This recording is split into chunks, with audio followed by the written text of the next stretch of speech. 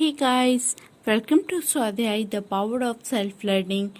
This is the first chapter of NCERT 11th Biology and the topic is the diversity in living world. I have described some of the important points under this topic one by one. The first is biodiversity. Biodiversity is the variability among living organisms from all sources including terrestrial, marine and other aquatic ecosystem and ecological complexes of which they are part includes diversity within a species, between a species and of the ecosystem.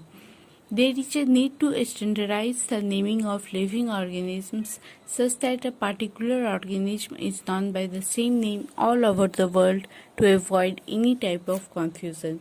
This process is called nomenclature.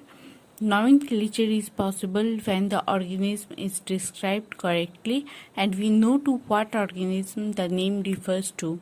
This is identification.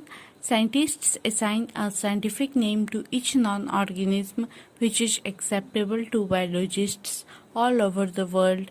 Description of any organism enable the people in any part of the world to arrive at the same name.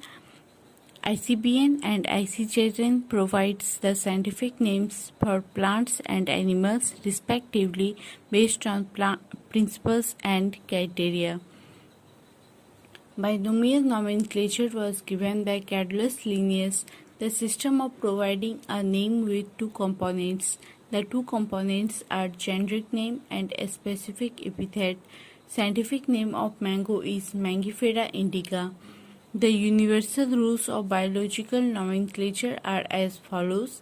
Biological names are in Latin and written in italics. They are derived from Latin irrespective of their origin. The first word in a biological name represents the genus and the second component denotes the specific epithet.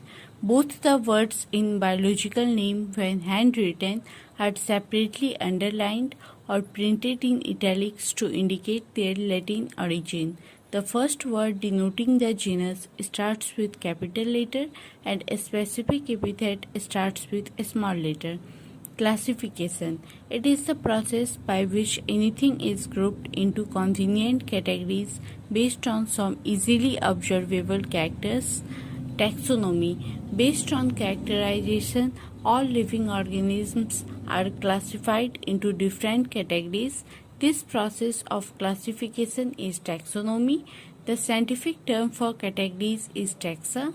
Characterization, identification, classification, and nomenclature are the processes basic to taxonomy. Systematics.